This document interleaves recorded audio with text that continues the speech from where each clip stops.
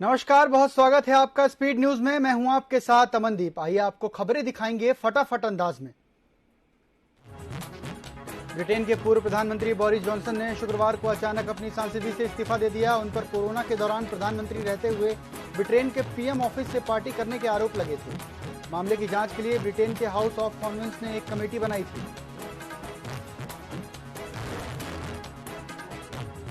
America के पूर्व राष्ट्रपति डोनाल्ड ट्रंप के खिलाफ सीक्रेट डॉक्यूमेंट केस में लगाए गए 37 आरोपों को शुक्रवार को सार्वजनिक कर दिए गए।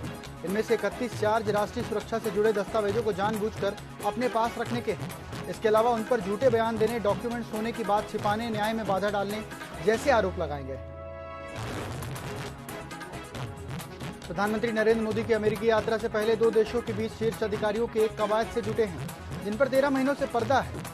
इनिशिएट में for critical and emergency technologies के तहत ये पहला क्वाड मैच बैठक के दौरान जापान के प्रधानमंत्री नरेंद्र मोदी और अमेरिकी राष्ट्रपति जो बाइडेन के बीच मुलाकात के दौरान हुई थी। क्लाइमेट चेंज की वजह से ईस्ट अफ्रीका में सूखा पड़ने की आशंका 100% बढ़ गई है। इसका खुलासा वर्ल्ड वेदर एग्जीबिशन में किया गया है। न्यूयॉर्क टाइम्स के मुताबिक WWA के रिपोर्ट में कहा गया कि 2.5 साल से अफ्रीका में एवरेज से कम बारिश हुई और ज्यादातर वक्त मौसम गर्म रहा।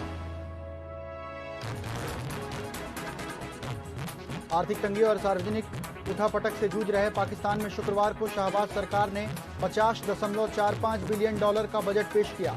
ये बजट पाकिस्तानी रुपए में 14.46 लाख करोड़ और भारतीय रुपए में 4.15 लाख करोड़ का था। पाकिस्तानी मीडिया के आउटलैंड डॉन के मुताबिक ये पिछले साल की तुलना में 51% ज्यादा है। मिस्र के हरगहाडा शहर के बीच टाइगर चौक के एक रूसी पर्यटक पर हमला कर दिया। इसमें 23 साल के युवक की मौके पर ही मौत हो गई। मीडिया की रिपोर्ट के मुताबिक इस हमले में 2 और पर्यटक घायल हुए हैं।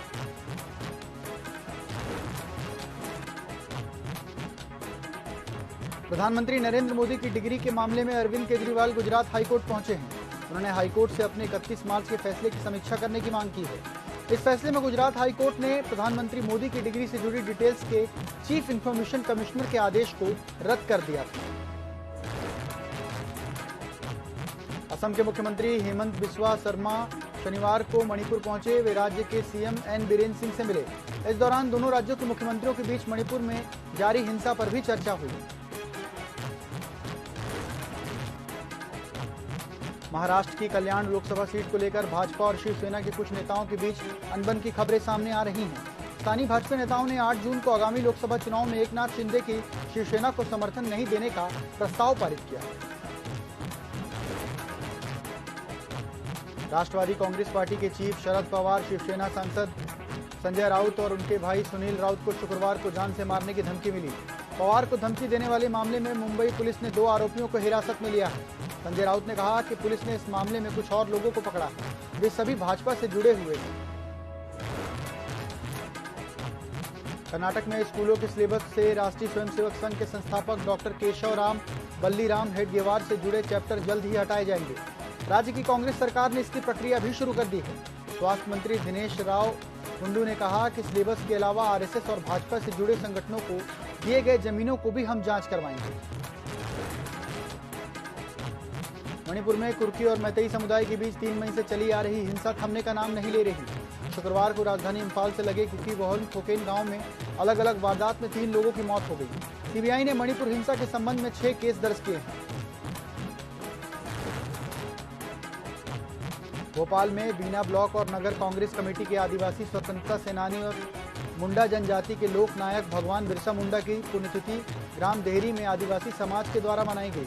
ग्रामवासियों ने भगवान बिरसा मुंडा की चित्र पर तिलक लगाकर पुष्प अर्पित कर जीवन पर प्रकाश डाला।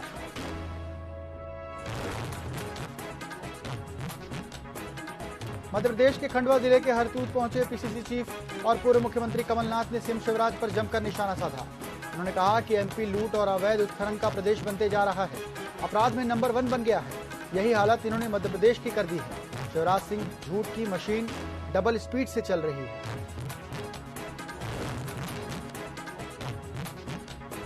पीसीसी चीफ कमलनाथ ने अपने बेटे नकुलनाथ के साथ 4 दिनों के दौरे पर छिंदवाड़ा पहुंचे। यहां कमलनाथ चुनावी तैयारियों और संगठन को मजबूत करने के लिए ग्रामीण क्षेत्रों के दौरे करेंगे। साथ ही कार्यकर्ताओं और संगठन से जुड़े नेताओं की बैठकें भी लेंगे। ग्वालियर चंबल संभाग में बीजेपी में विधानसभा टिकट के दावेदारों के अभी पार्टियों की मुश्किलें बढ़ा दी हैं। जहां बीजेपी पिछड़ा वर्ग के प्रदेश अध्यक्ष नारायण सिंह कुशवाहा की पार्टी को 2 टूक कह दिया। अगर पार्टी ने समीक्षा गुप्ता को दक्षिण विधानसभा सीट से टिकट दिया तो इस विधानसभा में पार्टी के लिए काम नहीं करेंगे। ग्वालियर में आने वाले विधानसभा चुनाव के मद्देनजर कांग्रेस ने चुनाव की तैयारियां तेज कर दी हैं, जिसके तहत सभी विधानसभा क्षेत्रों में कार्यकर्ताओं को जिम्मेदारी देकर सक्रियता बढ़ाने और संगठन को मजबूत करने की अपील की गई है। इस कड़ी में ग्वालियर के ग्रामीण की मंडल और सेक्टर अध्यक्षों की सूची भी जारी कर दी गई है। महाकाल लोक में हुई गड़बड़ी, अनुपातहीन संपत्ति और लोकायुक्त में एफआईआर दर्ज होने के बाद युवा कांग्रेस के कार्यकर्ता नगरीय विकास और आवास मंत्री भूपेंद्र सिंह के इस्तीफे की मांग कर रहे हैं। यूथ कांग्रेस के कार्यकर्ता अपनी इस मांग को लेकर मंत्री के बंगले बाहर धरने पर बैठे हैं। यूथ कांग्रेस के कार्यकर्ताओं ने आरोप लगाया है कि भूपेंद्र सिंह पद पर रहते हुए जांच में गड़बड़ी पैदा कर सकते हैं।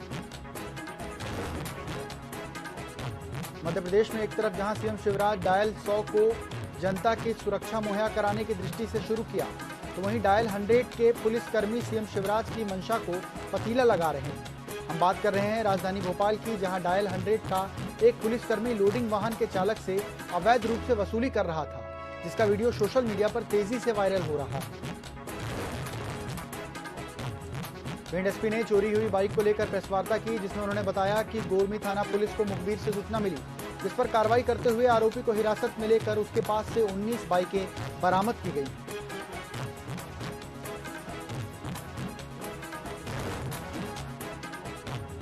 मध्य प्रदेश के ग्वालियर शहर में भारतीय मजदूर संघ के जिला मंत्री और अन्य कार्यकर्ताओं ने कलेक्ट्रेट कार्यालय पहुंचकर अपनी मांगों को लेकर प्रदर्शन कर ज्ञापन सौंपा। जिला मंत्री ने बताया कि जिले में बढ़ते प्रदूषण और इसके रोकथाम के उपाय के लिए प्रदर्शन किया जा रहा है। भोपाल में बदमाशों का आतंक लगातार जारी है। कॉलेज स्टूडेंट के बदमाशों ने बेरहमी से मारपीट और लूटपाट की। आपको बता दें, दर्जन भर बदमाशों ने 2 छात्रों को पीटा, जिस पर पीड़ित का आरोप है कि पुलिस कोई भी कार्रवाई नहीं कर रही। वहीं आरोपी बीजेपी नेता बताए जा रहे हैं। रैपिड एक्शन फोर्स का 57 सदस्यीय दल सीहोर जिले के भैरुंदा पहुंचकर अभ्यास किया। इस दौरान फोर्स ने राजनीतिक दलों, समाज सेवियों समेत स्वयंसेवी संगठनों से जानकारी प्राप्त की। साथ ही क्षेत्र के सभी रास्तों का मानचित्र भी तैयार किया। इस दौरान क्षेत्र के संवेदनशील इलाकों और बलवाइयों की सूची तैयार की जाएगी। मानसून की एंट्री से पहले ही मध्य प्रदेश में 2 सिस्टम एक्टिव हैं। इससे पहले प्रदेश में कई हिस्सों में हल्की बारिश हो रही है, तो तेज हवाएं भी चल रही है। मौसम वैज्ञानिकों की माने तो आने वाले दिनों में हवा की स्पीड बढ़ेगी। उत्तराखंड के ऊपर एक वेस्टर्न डिस्टर्बेंस एक्टिव है, जबकि छत्तीसगढ़ और ओडिशा में चक्रवात है। इन दोनों सिस्टम का असर मध्य प्रदेश में भी दिख रहा है। विंड में सिलेंडर फटने से 3 मासूमों की मौके पर ही मौत हो गई और 2 लोग घायल हो गए। बता दें, घायलों को ग्वालियर रेफर किया गया है।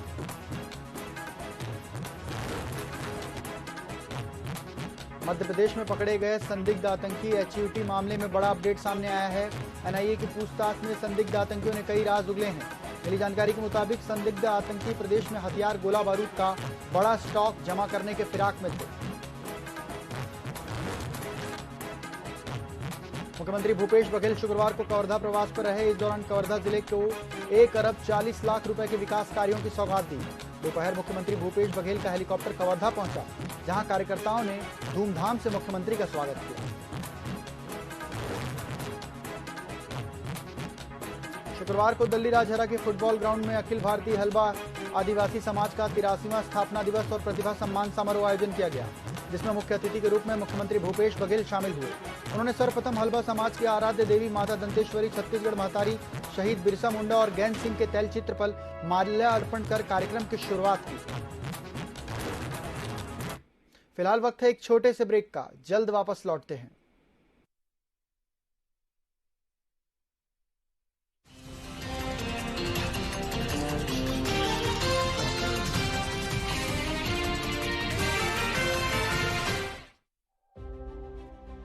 सबसे कम बेरोजगारी दर वाले राज्य में जो बेरोजगार युवा परीक्षाओं की कर रहे हैं तैयारी, उन्हें सरकार दे रही है आर्थिक सहारा।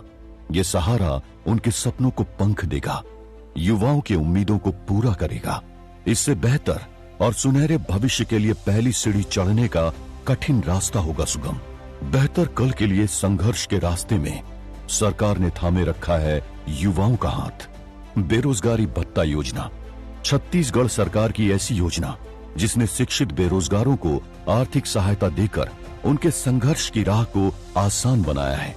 इस योजना ने युवाओं में नए ऊर्जा का संचार किया है। उन युवाओं में जिनमें हौसला है, कुछ कर दिखाने का जज्बा है, दुनिया को मुट्ठी में भींच लेने का, जिनकी लहू में कौशल और नवाचार घुला है।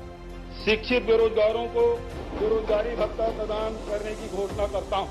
मुख्यमंत्री श्री भूपेश बघेल की घोषणा के अनुरूप छत्तीसगढ़ में 1 अप्रैल 2023 से बेरोजगारी भत्ता योजना लागू की गई है, जिसमें 18 से लेकर 35 वर्ष तक के पंजीकृत बेरोजगार व्यक्तियों को मिलेगा 2500 रुपए हर माह भत्ता।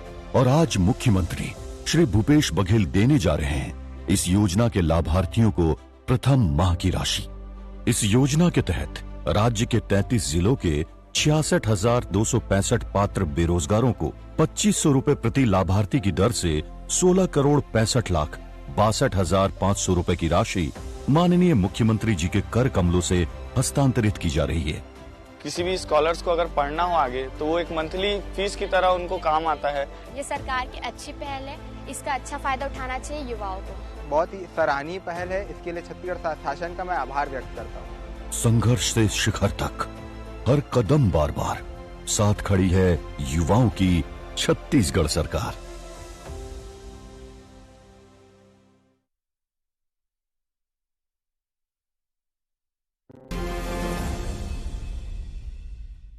राजनीति खेल है शह और मात का, घात और प्रतिघात का। राजनीति के खेल में कौन है राजा, कौन है प्यादा, कहाँ टूटी है संयम की मर्यादा, जनता में कौन लोकप्रिय है ज्यादा। बताएंगे सच पूरा, कभी नहीं आधा। अपने दर्शकों से हमारा है ये वादा। टीवी 24।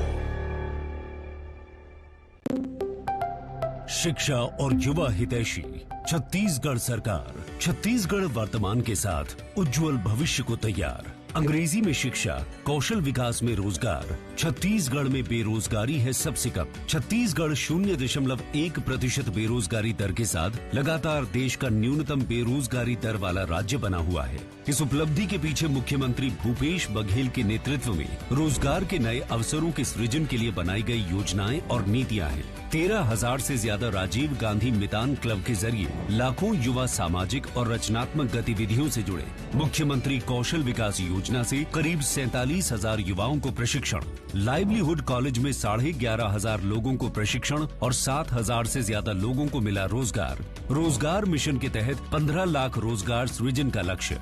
लड़का लड़की मन रोजगार खोलना चाहते, छोटे मोटे उद्योग खोलना चाहते, ओकर मन भर जमीन, पानी, बिजली, अप्रोच रोड, सेट, बैंक के लोन, होम सब्सिडी, ये सब करा दें ताकि गांव में भी, गांव को लेकर बाहर जाए की जरूरत नहीं मिले, उन्हें रोजगार मिले। उज्जवल भविष्य की नींव पक्की करते 247 स्वामी आत्मानंद अंग्रेजी माध्यम विद्यालय और 32 स्वामी आत्मानंद उत्कृष्ट हिंदी माध्यम विद्यालय 2.5 लाख से अधिक बच्चों को निशुल्क विश्व स्तरीय शिक्षा प्रदान कर रहे हैं। उत्तम शिक्षा और रोजगार, छत्तीसगढ़ में न्याय और भरोसे की सरकार। गन्ना उत्पादन। ब्रेक के बाद स्वागत है आपका। खबरों की ओर बढ़ेंगे फटाफट अंदाज में। केंद्र सरकार के एमएसपी बढ़ाए जाने को लेकर मुख्यमंत्री भूपेश बघेल का बड़ा बयान सामने आया है, जिसमें उन्होंने कहा कि यूपीए की सरकार थी तो धान में 134% की वृद्धि हुई, अभी 61% की वृद्धि हुई है। वहीं उन्होंने आगे कहा कि कांग्रेस सरकार की तुलना में आधी वृद्धि हुई है। साथ ही सीएम ने रमन सिंह पर निशाना साधते हुए कहा कि रमन सिंह डबल इंजन की सरकार की बात करते हैं। डबल इंजन की सरकार में किसानों को कितना लाभ हुआ।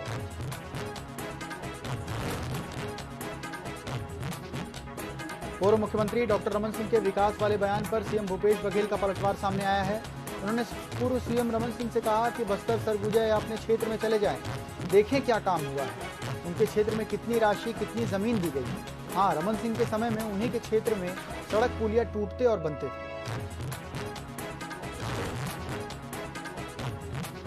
10वीं और 12वीं के टॉपरों को हेलीकॉप्टर से जॉय राइड कराई गई। हेलीकॉप्टर से उड़ान भरने के बाद छात्रों ने बताया कि बहुत एंजॉय किया। रायपुर को आसमान से देखा, वे बहुत ही सुंदर था। पर्यावरण की दृष्टि से ग्रीन देखकर अच्छा लगा।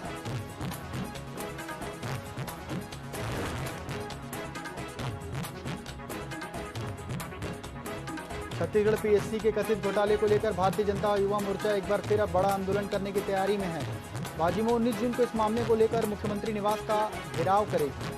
इस संबंध में भाजयुमो के प्रदेश अध्यक्ष रवि भगत का कहना है कि प्रदेश सरकार ने अभ्यर्थियों के साथ एक धोखा किया है। केंद्र की भाजपा सरकार के 9 वर्ष पूरे होने के अवसर पर देश भर में महाजनसंपर्क अभियान चलाया जा रहा है। इस कड़ी में धमतरी जिले के नगरी में भाजपा ने लाभार्थी सम्मेलन का आयोजन किया गया, जहां इस आयोजन में प्रदेश अध्यक्ष अरुण साव मुख्य अतिथि के रूप में शामिल हुए। इस दौरान साव ने कार्यक्रम के दौरान केंद्र सरकार की योजनाओं से लाभान्वित हितग्राहियों का सम्मान किया।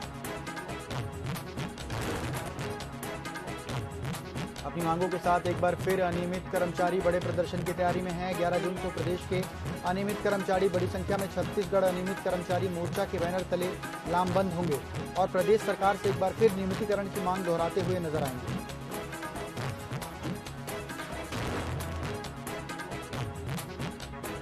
छत्तीसगढ़ में विधानसभा चुनाव की तैयारियों को लेकर रायपुर के न्यू सर्किट हाउस में निर्वाचन आयोग की बड़ी बैठक आयोजित हुई।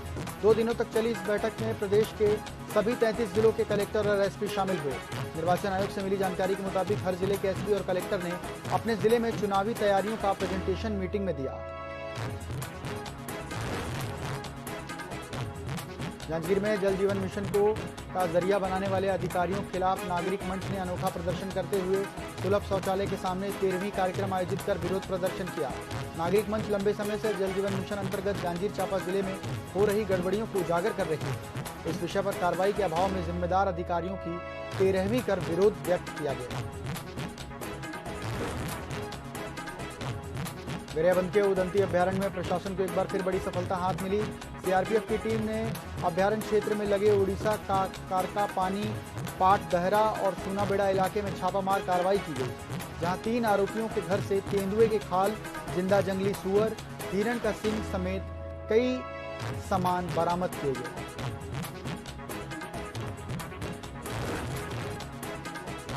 राजधानी रायपुर में एक दिन में 2 अलग अलग जगहों पर आगजनी की घटना हुई। पहला मोतीबाग स्थित एक कॉम्प्लेक्स में भीषण आग लग गई, जिसके चलते पंजाब नेशनल बैंक के एटीएम समेत 5 से 6 दुकानें आग की चपेट में आ गई। वहीं दूसरी घटना अवंती विहार के विजयनगर चौक के पास विरासत अपार्टमेंट में आई, जहां 5वें माले के फ्लैट में आग लग गई। मिली जानकारी के मुताबिक आग शॉर्ट सर्किट की वजह से लगना बताया जा रहा है।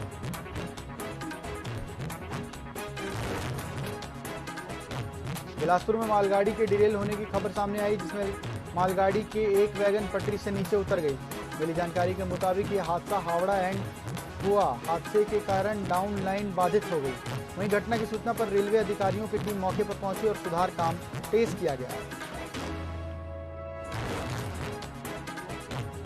दुर्ग में देशी और अंग्रेजी शराब की दुकान के साथ अवैध रूप से अहातों का संचालन किया जा रहा है, जिन्हें देखकर पुलिस कोई भी कार्रवाई नहीं कर रही। शिव सैनिकों ने ऐसी ही मदिरा दुकानों और अहातों को लेकर कार्रवाई की मांग को लेकर ज्ञापन सौंपा है।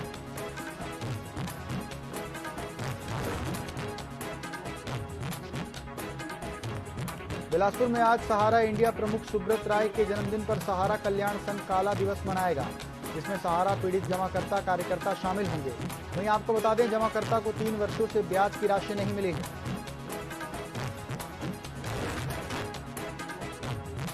वर्ल्ड नंबर 1 कार्लोस अल्कारेज को 22 बार ग्रैंड स्लैम विजेता के हाथों हार झेलनी पड़ी। इसके साथ ही जोकोविच ने पिछले साल मैड्रिड ओपन में हार का बदला भी ले लिया। वे 7वीं बार फाइनल में पहुंचे हैं। इसके साथ ही वो वर्ल्ड रैंकिंग में नंबर 3 से नंबर 1 पर भी पहुंच गए हैं। भारतीय कुश्ती संघ के पूर्व अध्यक्ष ब्रिजभूषण शरण सिंह और रेसलर्स के विवाद के बीच संघ के चुनाव की तैयारी शुरू कर दी है। एडहॉक समिति ने मतदाता सूची एकत्रित कर चुनाव कराने की दिशा में पहला कदम उठाया है। केंद्र सरकार ने चुनाव के लिए 30 जून की समय सीमा निर्धारित की है। वर्ल्ड टेस्ट चैंपियनशिप का फाइनल इंग्लैंड के द ओवल मैदान में खेला जा रहा है। मुकाबले के तीसरे दिन भी ऑस्ट्रेलिया आगे है। टीम ने दिन का खेल खत्म होने तक 296 रनों की बढ़त बना ली है।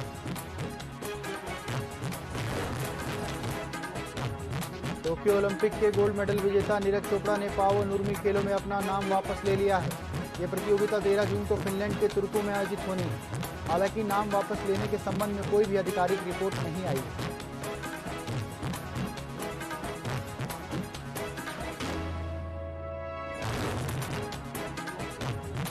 फ्रेंच ओपन में उलटफेर का सिलसिला लगातार जारी है। सेमीफाइनल में विमेंस सिंगल्स और क्वार्टर फाइनल में गैर वरीयता प्राप्त चेक गणराज्य की कैरोलिना मुचोवा ने आरेना सबालेंका को हराकर फाइनल में पहुंची है। वहीं मेन सिंगल में वर्ल्ड नंबर 1 कार्लोस अल्कारेज और नोवाक जोकोविच सेमीफाइनल में आज भिड़ेंगे।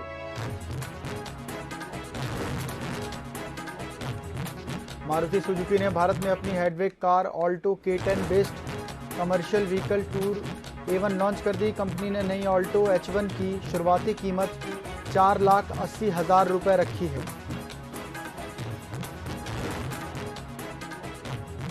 इस साल देश में 2 दर्जन से ज्यादा ग्लोबल ब्रांड भारत में स्टोर खोलेंगे। इसमें सबसे ज्यादा फूड एंड बेवरेज कंपनियां होंगी। यह हर साल भारत में आने वाले ग्लोबल ब्रांड की औसत संख्या से दोगुना है। दरअसल दुनिया के टॉप 5 कंज्यूमर मार्केट में शुमार भारत में उपभोक्ता खर्च बढ़ रहा है।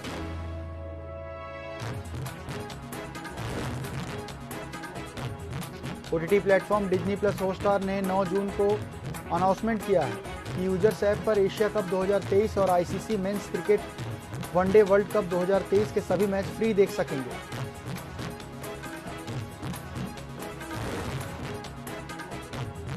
एनफोर्समेंट डायरेक्टरेट ने 9 जून को चाइनीज मोबाइल कंपनी Xiaomi को कारण बताओ नोटिस जारी किया है। Xiaomi के अलावा ईडी ने कंपनी के chief financial officer Sameer Rao, पूर्व मैनेजिंग डायरेक्टर मनु जैन और 3 विदेशी बैंकों को भी नोटिस जारी किया है।